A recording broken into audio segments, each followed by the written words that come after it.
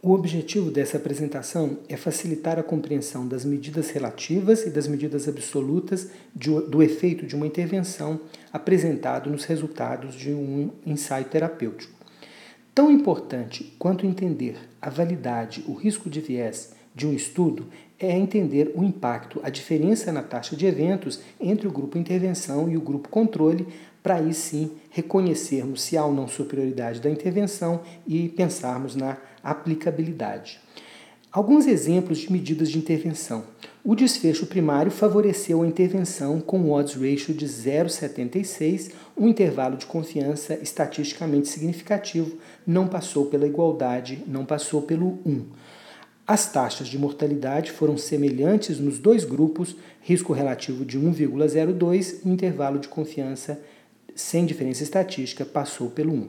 Nesse outro exemplo, apenas as taxas de eventos são apresentadas. Hipoglicemia grave ocorreu em 10,5% do grupo intervenção e em 3,5% do grupo controle, uma diferença estatisticamente significativa. Neste outro exemplo, esse tratamento reduz em 50% a incidência de AVC e IAM. Nesse outro, as taxas anuais de AVC foram de 0,32% e 0,53%, respectivamente, nos grupos intervenção e controle. Aqui uma outra medida relativa de efeito, o hazard ratio de 0,59, um intervalo de confiança estatisticamente significativo. Tradicionalmente, nós aprendemos a avaliar o risco, a taxa de eventos, para comparar o efeito de duas intervenções utilizando tabelas 2x2.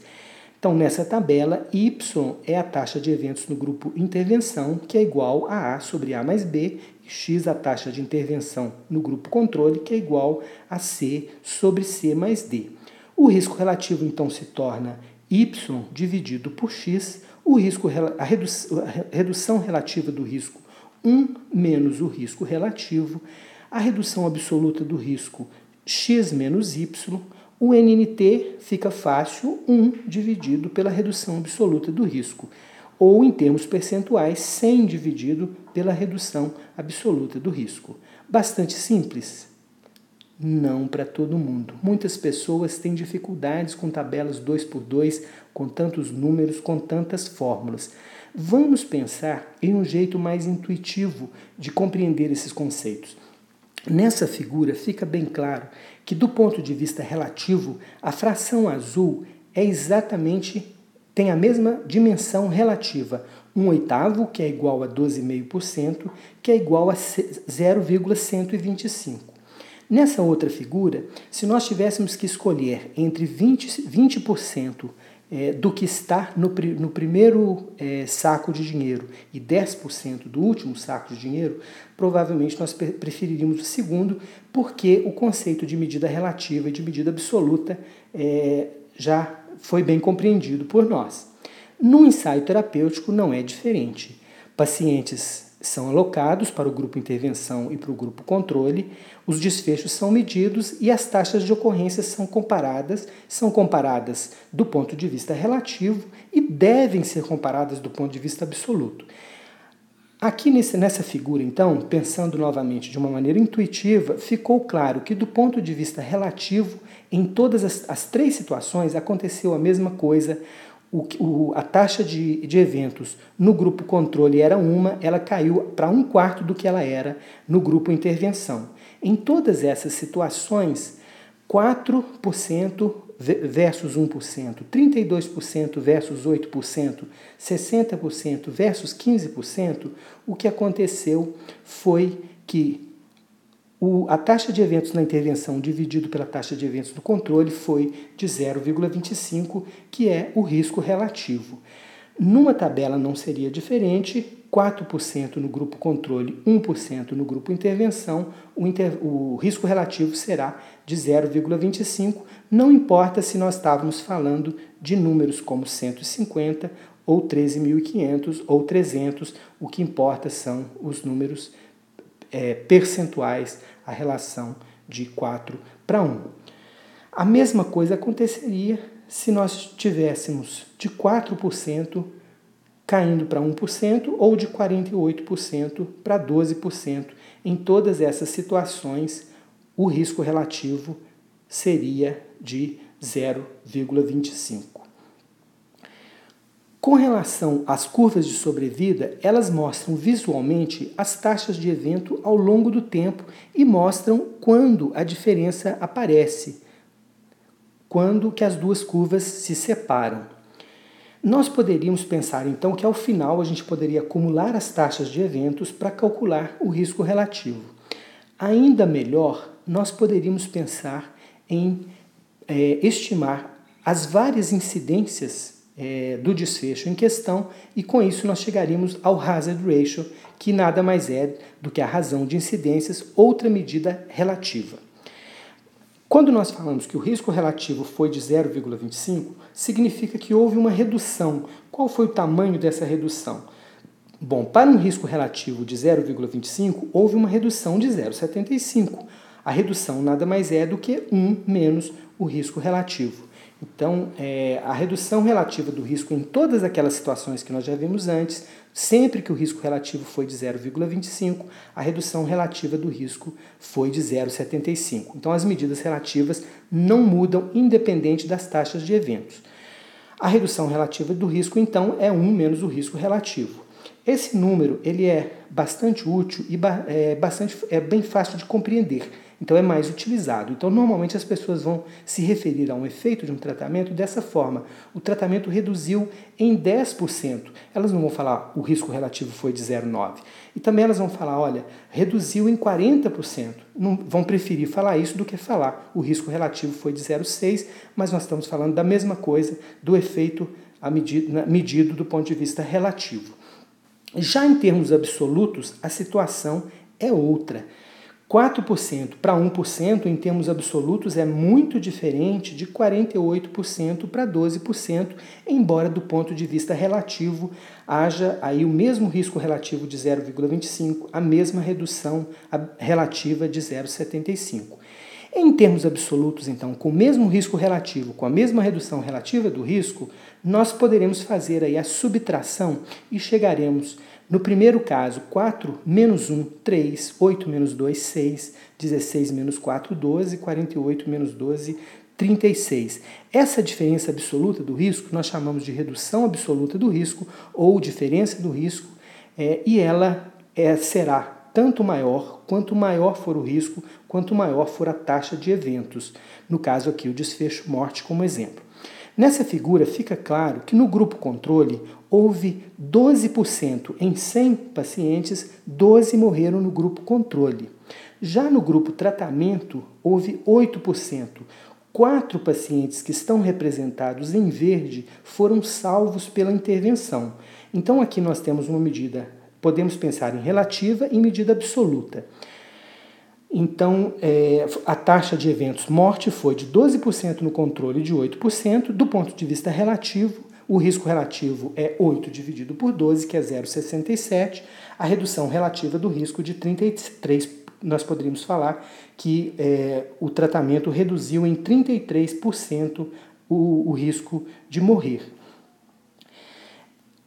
Do ponto de vista absoluto, 12 menos 8. A diferença de risco foi de 12 menos 8, que foi de 4%. Essa diferença de 4%, ela pode ser pensada 4 em 100. Se é 4 em 100, é 1 em 25. Uma mera regra de 3 para chegar no 1. Esse 1 em 25, ele vai ser muito importante porque ele nos diz qual foi o NNT, uma outra medida absoluta de impacto de efeito de uma intervenção. Então, o NNT é um número necessário para o tratamento, um número necessário para tratar. A cada 25 pacientes tratados, um paciente é salvo do desfecho, no caso, a mortalidade. O NNT é calculado, então, dividindo 100 pela redução absoluta do risco, como nós acabamos de fazer. O 25 foi 100 dividido pelo 4, que foi a diferença no risco, a redução absoluta do risco. Então, nesse exemplo, 4 menos 1, 3, 100 dividido por 3, 33, 8 menos 2, 6, 100 dividido por 6, 17. Nesse terceiro exemplo, 100 dividido por 12, arredondando 8, e no último exemplo, 100 dividido por 36, que foi a diferença entre 48 menos 12, nós temos um NNT de 3. Então fica claro que quanto maior risco, maior o risco absoluto, menor será o NNT. Então nós queremos NNTs menores, quanto menor, melhor. Quanto maior a taxa de eventos, maior será a diferença absoluta, menor será o NNT, já que a diferença absoluta estará no denominador do número 100. O NNT se aplica ao tempo de segmento do estudo. Vamos pensar em dois exemplos aqui com tempo de segmento, no primeiro caso de 5 anos e meio, no segundo de 1 ano e meio. Nessas duas situações, o NNT muito alto nesse período longo e muito baixo nesse período curto, para um desfecho combinado importante, AVC, IAM e morte. Esses dois NNTs foram resultado do controle pressórico, no primeiro caso, para pacientes hipertensos moderados, no segundo caso, para hipertensos graves. Então, um impacto muito maior em muito menos tempo no tratamento dos hipertensos graves. Aqui fica muito claro porque é prioritário tratar os hipertensos graves. Eles não terão tempo de se beneficiar se nós não os tratarmos logo, um impacto muito grande em curto período de tempo. O NNT deve ser sempre pensado junto com o NNH. O que é o NNH? É o número necessário para o dano, em inglês, Number Needed to Harm. Um NNH de 25 significa que em 25 tratamentos ocorre dano para um paciente. Nesse caso, o inverso, quanto maior o NNH, melhor será. O que é um bom NNT? Nós poderíamos pensar em tabelas para categorizar aí os NNTs em termos de efeitos muito grande e moderado. Quanto maior o NNT, menor o efeito absoluto.